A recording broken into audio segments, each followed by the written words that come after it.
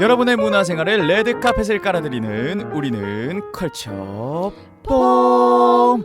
안녕하세요. 저는 뮤지컬 천재 황조규입니다. 안녕하세요, 식구입니다. 안녕하세요. 초콜릿을 먹고 있는 27입니다. 또 근데 초콜릿 노래 부르신 거 맞아요? 인생은 쓰디쓴 초콜릿, 맞아요. 저 노래 나와. 순도 높은 초콜릿. 맞아요. 예, 초콜릿이 인생은 왜 써요? 단 카카오 함량이 높은 거죠. 90인가요? 90이 99? 넘은 거죠. 이제 그게 숫자 건강에 순도 좋대요. 높은. 그렇죠. 우리가 알고 있는 초콜릿은 거기에 설탕이 섞인 그런 설탕과 초콜릿이고, 우유와 그렇죠. 그런 초콜릿이고, 진짜 초콜릿, 카카오 열매를 쓰다 그러잖아요. 순도 높은 초콜릿. 그렇죠. 앞에 붙여줘야지 그러면 순도 높은 초콜릿. 순도 높은 초콜릿 이렇게. 네. 잘 왜 맞네요, 갑자기 또 초콜릿 얘기를 하느냐? 저와 27님 보고 왔죠. 네. 27님 보고 이 맞습니다. 공연 안에 이 주인공이 인생을 어떻게 바라보는지가 이제 이 가사로 표현이 되는데, 이 화가 이 아리스트로 설명을 드릴 것 같으면 아리스트. 멕시코 국보로 지정된 그림을 그린 화가이자 끝없는 인생의 그런 뭐 고난과 역경 속에서도 살아남기를 선택을 한 거예요. 선택을 하고 자기 인생의 혁명을 일으킨 예술가, 그리고 죽기 전까지 사회의 불합리함 속에서 예술로 혁명을 일으킨 화가, 바로 프리다 칼로의 일대기를 담은 뮤지컬 프리다. 프리다. 네. 우리 작년에 dimfu 갔을 때 이 공연 원래 맞아요. 하고 그렇죠. 있었죠. 초청 공연이었었죠. 우리가 못 이걸 못 봤어요. 봤죠. 날짜가 안 맞아요. 맞아서. 근데 정말 초청이 되고 나서 빠른 시일 안에, 비교적 빠른 시일 안에 정식 공연이 올라왔고, 물론 그때는 제가 알기로는 그 신영숙 배우님이 쇼케이스에 프리다 칼로로, 물론 김소영 배우님도 참여하신 걸로 알고 있어요. 맞아요. 두 분이 이제 더블로 해가지고 쇼케이스에 참여를 하셨는데, 이번엔 또 최정원 배우님이 프리다 칼로로 새롭게 합류를 하셔가지고 아예 다른 색깔의 두 개 다 보고 오셨죠. 네네. 두 캐스트 다 보고 왔잖아요. 저도 두 캐스트 보고 황정일도 왔는데, 두 네, 캐스트 다 보시죠. 저는 다른 공연 보는 줄 알았어요. 저도요. 그 너무 정도예요? 다른 느낌이어가지고. 많이 다르더라고요. 네. 일단 제가 보고 온 페어를 말씀드리자면, 김소영 배우님 프리다, 리사 배우님이 레플레아, 그 다음에 데스티노의 정영아 배우님, 메모리아의 최서연 배우님, 이렇게 한 묶음을 봤고, 어제 제가 보고 왔습니다. 어제 보고 온 캐스트가 최정원 배우님의 프리다 칼로, 레플레아의 전수미 배우님, 데스티노의 임정희 배우님, 그 Music is my life 이분 아시죠? 네네네. 임정희 배우님, 그리고 메모리아의 허혜진 배우님. 그러니까 이런 것 같아요. 항상 작품을 볼 때 제가 예전에 틱틱붐에 굉장히 빠져 있었잖아요. 네네. 그러니까 어떤 작품이 내가 요즘 고민하고 있는 것들, 그리고 삶의 방향이랑 맞닿았을 때 오는 그 감동이나 그 푹 빠질 수 있는 몰입도가 달라진다는 걸 이번 프리다를 통해서 느꼈는데, 확 들어가셨구나. 확 들어가. 제가 공교롭게도 프리다를 보고 와서 책상에 앉았는데 제 오른쪽에 벽 한 켠에 제가 꾸민 이제 뭐 제가 적어도 메모, 그리고 명언들, 그리고 제 추억들이 담긴 사진들이 막 이렇게 붙어 있어요. 근데 그 중에 제가 명언을 써둔 게 딱 2개가 있는데, 이 명언의 내용을 들으시면 뭔가 약간 우리가 본 프리다라는 공연이 좀 생각날 수 있는, 한번 이제 떠오르는지 한번 들어보세요. 앨버트 허버드라는 분이 하신 말씀입니다. 실패와 성공 사이의 경계는 너무 미세해서 우리 대부분은 그 경계에 서 있으면서도 그것을 알지 못합니다. 그러니까 모든 것은 이어져 있다가 저는 이 작품의 핵심 키포인트라고 생각을 하거든요. 빛과 어둠, 뭐 축제와 뭐 절망, 좌절과 뭐 희망, 이런 것들이 다 한 끗 차이라는 생각이 드는데, 저는 이 문장을 통해서 또 이 작품이 떠올랐고, 또 한 가지 더 있어요. 엘리자베스 쾌블러 씨가 한 말입니다. 많은 사람의 삶이 곧 상실이고 상실이 곧 삶이라는 것을 이해하지 못한 채 평생 상실과 싸우고 그것을 거부합니다. 상실 없이 삶은 변화할 수 없고 우리도 성장할 수 없습니다. 라는 말을 합니다. 저는 또 이 프리다라는 공연의 키워드 중에 하나가 운명. 근데 저는 프리다가 운명을 뭐 맞서서 투쟁한다라는 느낌보다는 운명을 받아들이고 그 속에서 자기가 선택할 수 있는 최선의 것을 이제 선택해서 이끌고 나간다. 라는 생각이 들었거든요. 근데 저는 이 문장을 보면서 내가 공연을 본 것과 그리고 내가 평소에 좀 중요하게 생각하고 있던 가치관이 맞아떨어져서 내가 이 공연을 좀 재밌게 보고 인상 깊게 보고 왔구나 라는 생각이 들더라고요. 27님이 또 어떻게 보셨는지. 저는 그 2005년도에 그 런던에 있었어요. 그때 출장을 갔나? 그랬던 것 같은데 그때 테이트 모던이라는 미술관에서 Hey, Tate Modern. 네, 테이트 모던에서 그 프리다 칼로의 전시회를 하고 있는 거를 보게 됐어요. 실제로? 네. 그게 한 가격이 그때 한 4만 원, 5만 원 정도 해서 굉장히 비싸구나라는 느낌이 들었고 예매하기도 좀 힘든 편이었는데 무작정 갔죠. 무작정 가가지고 이제 들어가야 된다 얘기를 해가지고 뭐 사람들이 뭐 표가 없다고 막 얘기를 했는데 저거 갔을 때 있긴 있었어요. 운이 또 좋았어. 네. 그 현장 판매가 있죠. 네, 현장 네. 판매 분을 산 거죠. 그래서 이제 뭐 사실 제가 영화를 2002년도인가 그쯤 될 걸요. 영화를 또 봤었어요. 그래서 영화는 그 사진에 나오는 그 사진에서만 봤던 그 그림에 나오는 그 그녀와 멕시코인의 그녀와 배우가 얼굴이 굉장히 유사하더라고요. 많이 일자 눈썹. 네. 그죠, 갈매기 눈썹. 네. 많이 닮았고 그 디에고 리베라 디에고 리베라. 남편으로 나오시는 분도 실제 인물과 굉장히 유사한 분을 캐스팅을 하셨더라고요. 그래서 저는 그것도 봤고 뭐 인터넷에서 좀 왔다 갔다 본 게 있어서 뭐 그림 뭐 전시회 한두 번 보나? 플렉. 여유 봐. 분해난다. 진짜. 내가, 그냥 뭐 이게 프리다니까 내가 온 김에 보고 간다. 후리다 칼로. 막 후리고 싶었어요. 뭐 내가 뭐 그림도 한 점 사고. 네, 그렇죠. 그 이제 그 갔죠. 네. 가가지고 이제 전시회를 딱 들어갔는데, 사실 막 진짜 이거는 말로 표현을 못 하겠는데, 막 가슴이 막 뛰고 그 색감이 정말 그냥 쉽게 얘기해서 핏방울을 떨어뜨려 놓은 것 같은 그런 느낌. 진짜 그 심장이 뛰는 색깔이구나. 그렇죠. 그런 느낌이 들었어요. 압도당하셨구나. 저도 프리다 칼로 전시회 보고요. 네. 저는 딱 처음 봤는데 눈물이 나더라고요. 네, 맞아요. 아무 이유 없이 눈물이 떨어져요. 프리다 칼로 몰랐는데? 프리다 칼로를 알고 있었죠.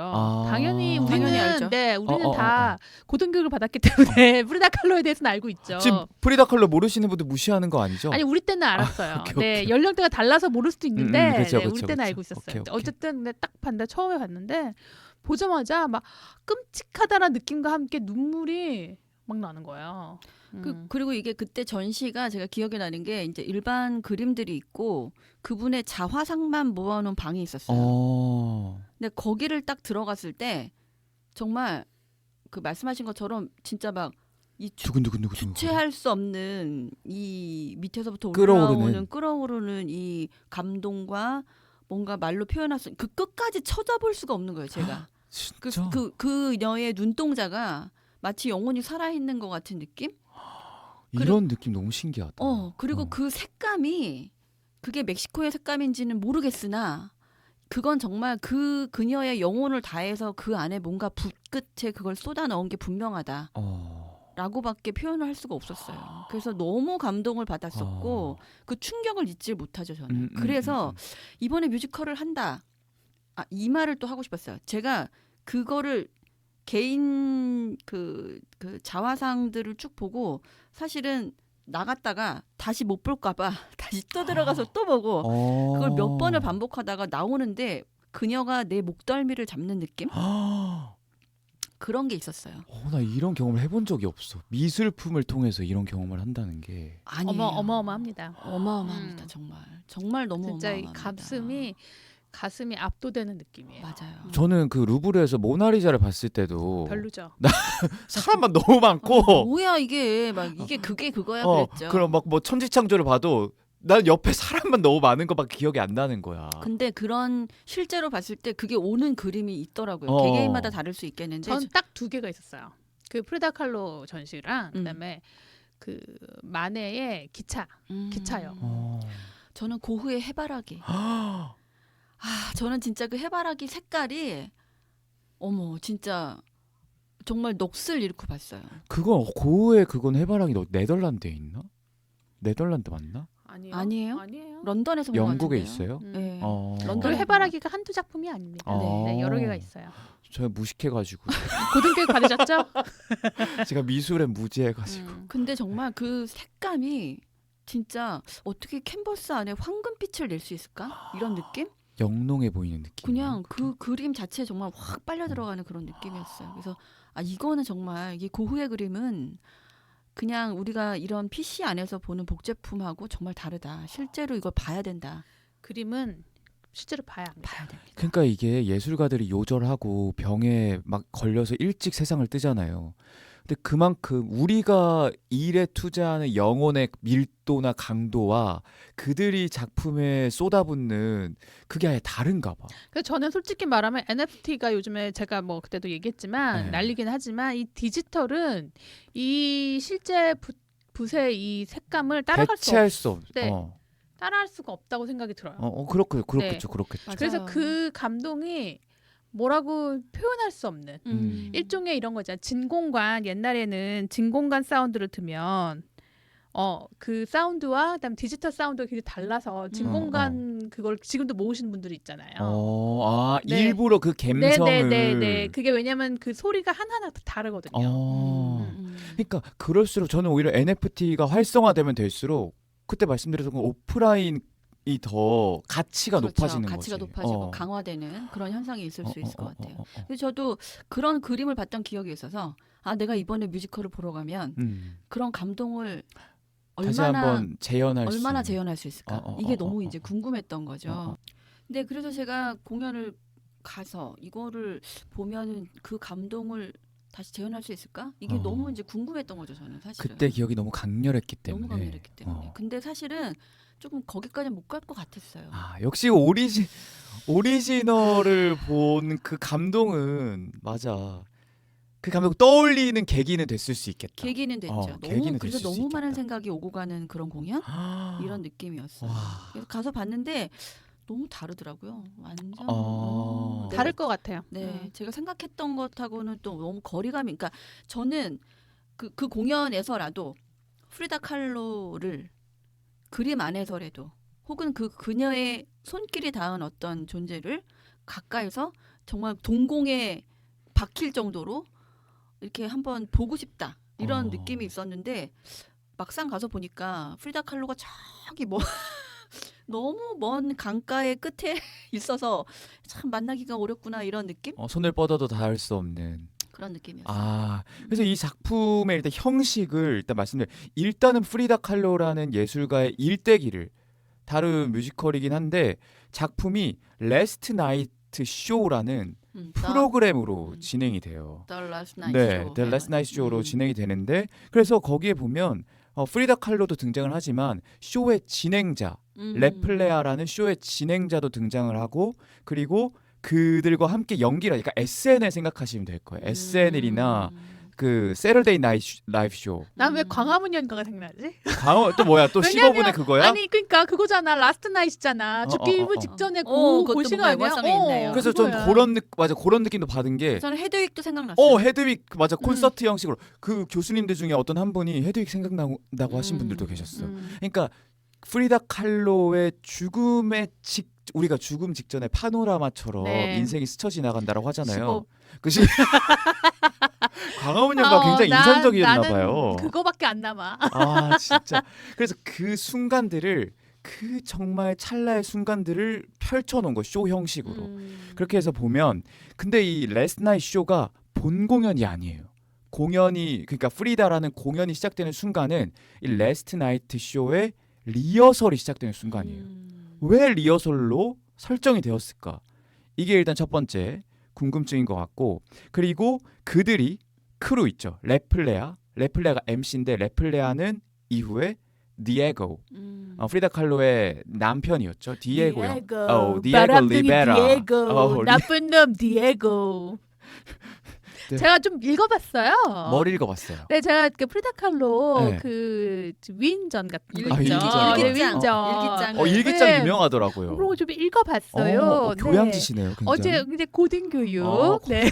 굉장히 오늘 고등교육 굉장히 강조하시네. 아 왜냐하면 이제 이 사람들이 좀 믿질 않아갖고 저희 고등교육을 근데 굉장히 강조하고 있어요. 맞아요. 네. 좋아요. 그리고 이제 데스티노 그리고 메모리아 메모리아 맞죠? 메모리아. 메모리아. 오케이. 그래서 이 저희 너무 또 편하게 하시면 이거 안 돼요. 옛날에 진짜 많이 하던 건데. 그럼요. 그렇죠? 맞아요. 프리다 칼로 칼로 이런 느낌으로 아무튼 이 레스 나잇 쇼의 리허설이 시작되는데 네. 한번 이제 프리다 칼로가 자기 인생을 대본으로 담아놓은 거지. 그 담아놔가지고 처음부터 끝까지 태어났을 때부터 유년기, 뭐 청년기 그리고 리베라를 만났을 때 이런 쭉쭉쭉쭉 사건들을 거치면서 그녀의 인생을 재현을 하기 시작합니다. 그리고 쇼의 형식이기 때문에 중간 인터미션도 있어. 약간 인터미션 아닌 인터미션도 있어. 그렇죠. 그 혹시 박정자 선생님이 네네네, 멘트 하시는 거 목소리 들었어요. 기부한 거 알고 계신가요? 중간 기부예요? 그거 출연 기부하셨다고 뉴스에 돈을 나와 있더라고. 받으셨겠어요. 몇 마디 하시는데. 자, 우리 밴드 마스터들 지금 잠깐 멀리 나가지 마시고 쉬고 계세요. 막 이런 뭐 멘트 네, 하신다든지. 맞아요. 레플레야 그만하세요. 막 이렇게. 그러니까 무대 감독들이 왜 그 토크백 멘트를 하잖아요. 그거를 박정자 선생님이 하셨더라고요. 일종의 PD네. 네. 약간 그런 느낌이었어요. 네네네. 그런 느낌도 중간중간에 음. 삽입이 되면서 약간 진짜 이게 하나의 프로그램을 진행하고 있는 그 현장처럼 느껴지더라고요. 그래서 왜 리허설로 설정을 해뒀을까요? 인생이 리허설이잖아요. 인생이 리허설이다. 도전하다 그냥 뭐 이렇게 가는 거죠. 리허설이다. 그 결론이 있겠어요. 맞아요. 본무대는 없죠. 인생. 인생에 본무대가 없으세요? 네. 아니 이수님. 늘 리허설하다 그냥. 아 끝나요. 그러면은 우리가 너무 허무하잖아요. 아니 뭐 허무하지 않아요. 다 그런데 뭐. 아 그래요? 다 리허설로 살다 그냥 가는 다 거야. 본무대로 생각하고 가면 안 돼요? 네? 뭐 어쨌든 리허설도 본무대 같은 리허설. 왜냐하면 저는 리허설이라고 규정하는 이유가 반복을 하기 때문이에요. 왜냐하면 제가 뭔가 실수하거나 뭔가 잘못됐거나 그러면 다시 한번 하거든요. 근데 그런 게 남들이 보기에는 그렇지 않을 수 있겠지만 저는 내 나름대로 그런 규정들이 있기 때문에 결국은 이렇게 끊임없이 뭘 하다가 가나 보다. 뭐 이런 생각? 끊임없이 도전하다가 성공한 걸 눈에 보지 못하고. 그리고 이제 프리다 칼로가 저랑 상통하는 거죠. 그녀도 리허설을 한 거잖아요. 결국. 그렇죠. 그래서 저는 리허설이라고 생각한 이유는 왜 리허설로 해뒀을까? 그리고 마지막에 본 공연이 또 시작이 되면서 공연이 끝나요. 이 공연의 전체적인 흐름을 보면 리허설이 시작되고 중간에 리허설이 잠깐 멈추고 어떤 뭐 프리다 칼로의 요청 때문에 잠깐 멈추고 마지막에 본 공연이 시작되면서 공연은 끝이 나거든요. 그거 추정화 연출이 그 본인이 얘기를 하셨어요. 인생의 리허설이라고. 그러니까 왜 리허설이 인생일까라고 생각을 해봤는데 우리 인생이 완벽할 수가 있겠습니까? 실수도 일어나고 사고도 일어나고 맞아요. 이게 인생. 우리는 이상적인 인생을 물론 꿈꾸겠죠. 꿈꾸는데 프리다 칼로가 생각하기에 자기가 생각하는 진짜 인생, 진짜 완벽한 인생은 죽음 이후에 찾아온다라고 생각을 했던 것 같아요. 그녀의 인생은 아시겠지만 너무 고통으로 점철되어 있었고, 자, 우리가 만약에 프리다 칼로와 같은 인생을 살았다면 나는 죽음과 손잡고 죽음 손잡고 따라갔을 것 같아. 근데 그 상황에서 죽음과 손잡지 않고 선택을 했다는 프리다 칼로 인생을 보면서 이래서 뭔가 리허설 그리고 본 공연을 마지막에 배치를 하면서 시작을 했구나라는 생각이 들었습니다. 근데 이거는 또 다른 얘기지만 제가 공연을 안 봐서 이렇게 무식한 얘기를 하는지 모르겠지만 좋아요. 운명이라는 관점에서 봤을 때는 이건 리허설이 아니죠. 운명이라는 관점에서. 운명이라는 관점에서 보면 운명이라는 거는 내 의도와 다 상관없이 정해져 있는 거잖아요. 그치. 어차피 우리는 운명에 의해서 움직인다라고 본다면 이거는 본 공연인 거지. 근데 그 운명을 그냥 받아들이고 체념을 하느냐 아니면 그 상황에서 자기의 것을 선택하느냐, 이것도 다른 문제거든요. 운명이라는 말 자체는 우리가 내재되어 있지. 네, 내가 바꿀 수 없다는 거. 거죠. 프리다 칼로는 저는 바꾸지 않았다고 생각해요. 그 운명을 받아들이는 게 멋있는 거지. 그 운명을 거절하고 나 이거 아니야. 나 이 삶 내가 원하던 삶 아니야라고 거절하는 게 아니라 그 안에서 자기가 할 수 있는 이상적인 이상향을 설정해 두고 맞아요. 그걸 향해 도달하는 게 굉장히 아름다운데 그 이상향이 메모리아라는 캐릭터로 설정이 되어 있습니다. 메모리아는 프리다 칼로가 처음에 토크쇼에 나와서 진행자 얘기를 하죠. 이야기 안 믿으실 것 같아요. 제가 이거 말씀드려도 저 이상한 사람 취급하실 거잖아요. 이렇게 말하면서 자기는 평행 우주 이 공간이랑 똑같은 세상이 하나 더 있는 거야. 그리고 내 이 공간에 프리다 칼로가 있으면 다른 공간에도 프리다 칼로가 똑같이 존재를 하는 거예요. 근데 이 현실 속에 존재하는 프리다 칼로는 사고를 당하고 자궁이 이제 상처를 입고 그리고 여성성을 상실하고 이런 뭔가 사고를 당하고 찢겨진 모습의 프리다 칼로라면 저 이상향 너머에 있는 메모리아로 설정이 된 프리다 칼로는 원래 프리다 칼로가 하고 싶었던 외과 의사가 되어 있고 그리고 인생에서 춤을 추는 그래서 16 완벽한 이상해. 약간 존재인 거죠. 자기계발서 같은 느낌이에요. 맞아요. 자기계발서. 일기장을 메모라고 하잖아요. 메모리아는 일기장에 있는 맞아요. 그녀가 그런 썼던 것 같아요. 그거에 대한 의윤화가 아닐까 생각이 기억에 드네요. 있는 기억 속에. 그래서 왜 메모리아라는 존재, 왜 진짜 이 사람이 평행 우주를 만났을까? 라는 생각을 하게 되더라고요. 저는 있다고 봐요. 근데 그도 그럴 것이 사고를 당하고 9개월 동안 누워 있었잖아. 위에 그냥 천장에 아빠가 설치해준 거울 하나를 붙잡고 하루 종일 자기 모습만 들여다봤을 거 아니에요. 그렇죠. 그거라도 상처받은. 없었으면 못 사는 거지. 진짜 정신 나갈 것 같단 그럼요, 말이야. 그럼요. 근데 그 상황 속에서 프리다 칼로는 중간에 그런 씬이 나와요. 데스티노가 그러니까 죽음처럼 나와가지고 넌 이제 더 이상 사인해라. 가망이 없다. 이 계약서에 사인하고 내 손 잡고 따라가자. 그럼 이제 죽음이 너한테는 달콤함일 수 있다. 근데 그때 메모리아가 나타나가지고 너 모든 의사들이 너 죽을 거라 그랬어. 모두 너가 못 일어날 거라 그랬는데 너 지금 이렇게 살아있잖아. 라는 또 이상을 계속 보여주면서 그래 해보자. 할 수 있어. 할 수 있어. 그때 부르는 노래가 이 초콜릿인가요? 아니야. 그때 부르는 넘버가 코르셋이라는 넘버예요. 코르셋. 그 코르셋 입고 나오죠, 그리고 또. 멋진 인생 따윈 없는 거야. 화려한 조명도 필요 없어.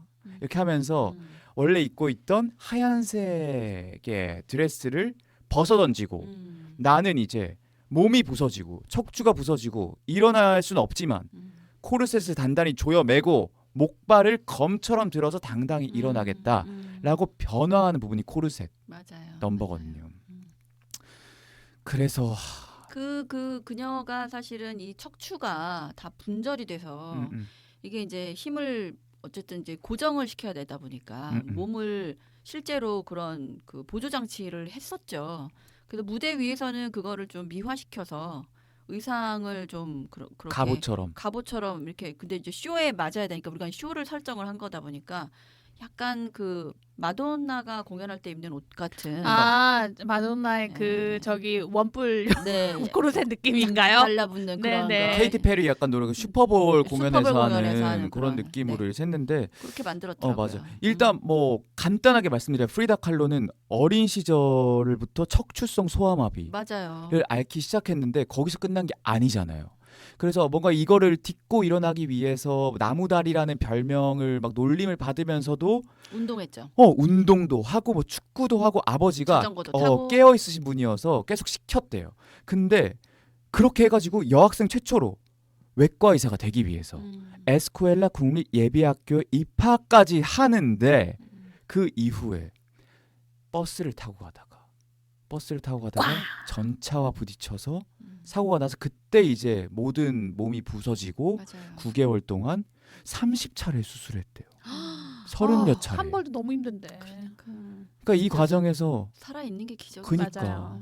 그러니까 이런 혼란 속에서 살아있던 건 그 오른손 하나. 자기가 뻗을 수 있었던 맞아요. 건 오른손 하나였는데 그때 자기가 할 수 있었던 거라고는 그림을 그리는 일밖에 없었다. 라고 말하고 그림을 그리기 시작하죠. 제가 2002년도인가 그거 영화가 나왔었잖아요. 프리다 영화가. 그 영화를 봤을 그 줄리 테이머가 연출을 했었거든요. 네. 그 기억이 나는데 그때 그 교통사고 장면이 굉장히 인상적이었어요. 슬로우 비디오로 안에서 이렇게 튕겨져 나가고 하는 그런 모습들이 고스란히 이렇게 담겨져서 보여졌다. 진짜. 기억이 있습니다. 그래서 그때 저는 그 알렉스라는 아이가 등장하잖아요. 근데 알렉스라는 아이가 그 처음에 프리다 칼로와 막 꽁냥꽁냥하고 막 썸 타고 뭔가 이런 느낌으로 하는데 저는 알렉스라는 인물이 있다가 약간 디에고랑 좀 약간 대비되는 느낌의 인물이라는 생각이 들었거든요. 근데 왜 알렉스를 그렇게 넣어놨을까를 생각을 해봤는데 제가 처음 공연을 보고 약간 잉? 했던 부분이 뭐였냐면 사실 프리다 칼로의 인생에 대해서는 자세히 모르고 공연을 봤었어요. 근데 보통 이제 우리가 생각하는 요즘 특히 얘기하는 여성 서사 뮤지컬이다. 특히 또 이번에 여성 배우 4분만 나와가지고 공연을 하는 거잖아요.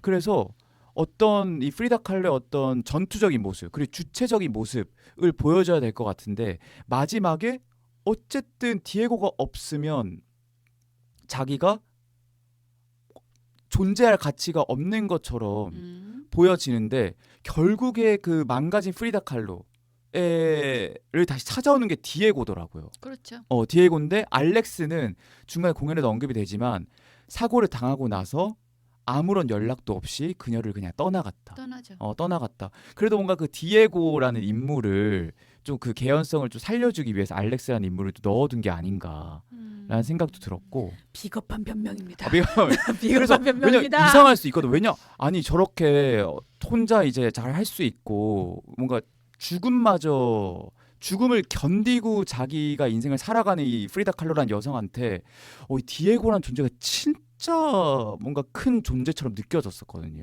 그러니까 그게 프리다가 보통이 아니라니까요. 보통 내기가 아니야. 그 결국에는 그 저게 뭐냐 프리다 전기를 보면 그런 그 남편을 선택한 것도 그 다 반대했어요. 모두가 다 반대했어요. 모두가 100이면 100, 10이면 10 다 반대했는데 본인이 선택한 거거든요. 그러니까 결론적으로는 본인이 선택을 책임을 지려고 하는 행동들이 그 이후에 불행을 낳고 불행을 낳았지만 그럼에도 불구하고 제가 후회는 물론 했을 수 있지만 그래서 그거를 얻는 게 있었죠. 그거를 전복하고 난 이거를 뭐라 그러지? 이거는 없었던 일이야 하지 않는 그거를 이제 감내하는 거죠. 자기 선택에 그러니까 이게 대해서. 모든 게 약간 운명이랑 관련돼 있는 것 같아요. 그냥 이거 만약 리베라를 선택을 했는데 리베라가 사실 디에고가 사실 바람 피고 다니고 심지어 이거 뭐 스포가 될 수 있지만 그 프리다 칼로의 동생과도 이제 바람이 나가지고 그렇죠. 여동생 키티와 바람이 나가지고 그것 때문에 또 충격을 받잖아요. 네. 근데 거기서도 프리다 칼로는 그 상황을 인정하는 듯한 느낌이 들어요. 결국엔 받아들이는 듯한 느낌? 그거는 이제 그 우리 황정현님이 아직 결혼을 안 해봐서 그런 건데요. 근데 받아들였잖아. 인정하고 받아들인다기보다 포기하는 거죠, 그냥.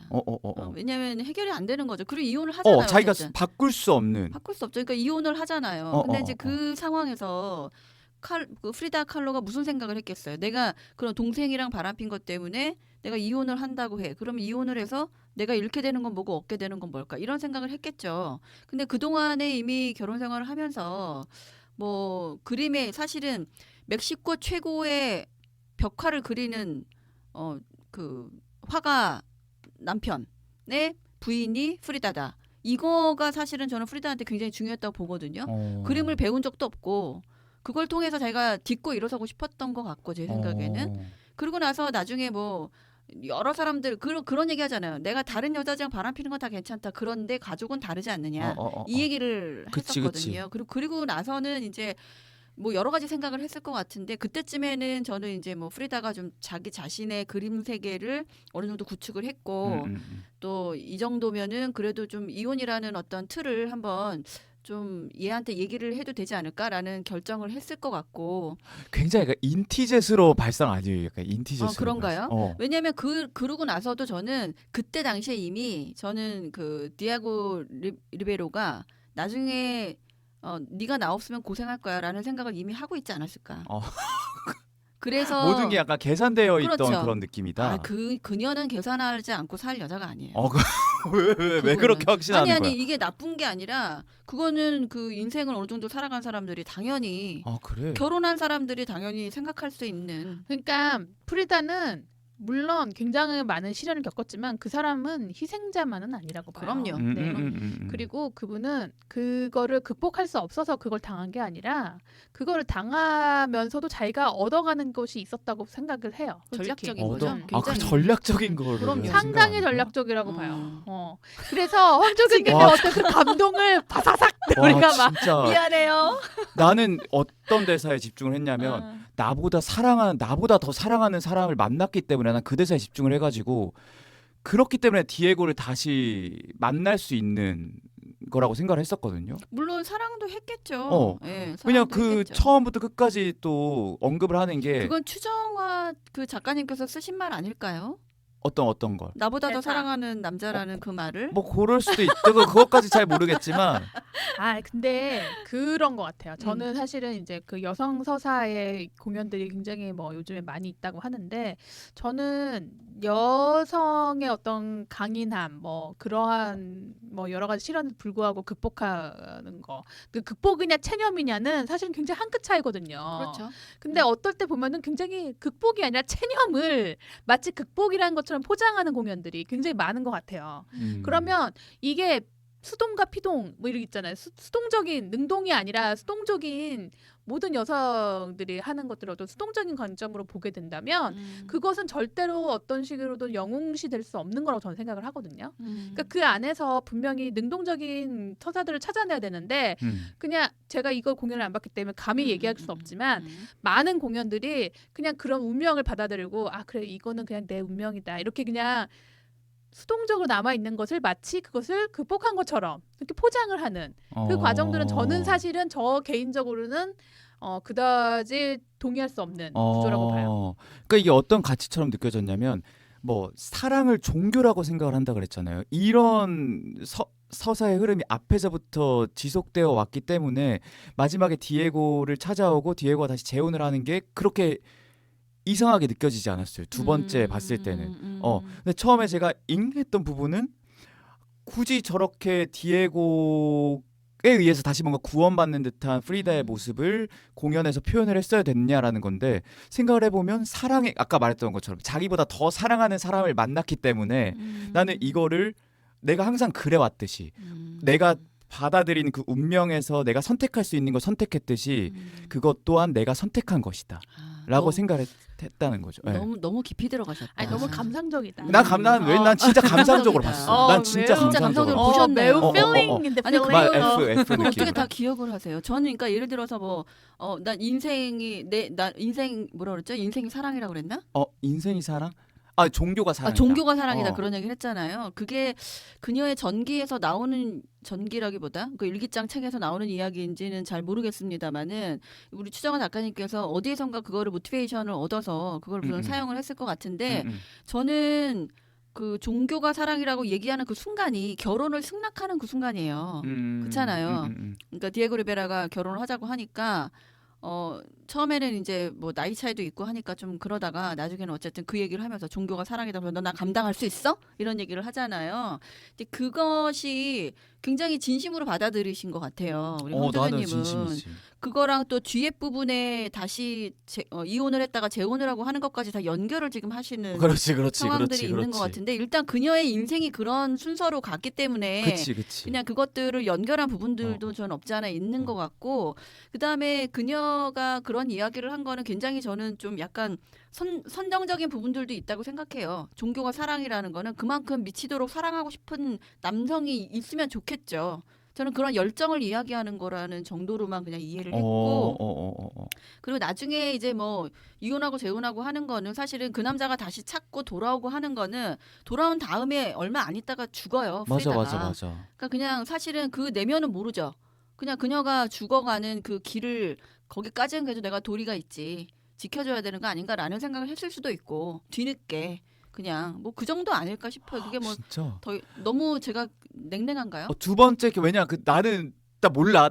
두 번째 결혼 어땠는지 몰라. 근데 두 번째 결혼식을 했을 때 너무 따뜻하고 그 이전보다 조용했다. 그래서 뭔가 뒤에 그들의 노년이 되게 행복하게 마무리됐을 것 같다라는 상상을 하면서 봤는데 에이, 그 나이에 뭐 싸울 게 있어. 아니, 너무 인티제 나 못하겠어. 아니 또 그래서- 뜨개질 나면 되지 뭐. 그래서 제가 찾아봤어요. 찾아봤는데 재혼을 했을 때 그 프리다 칼로가 리베 디에고한테 건 조건들이 있어요.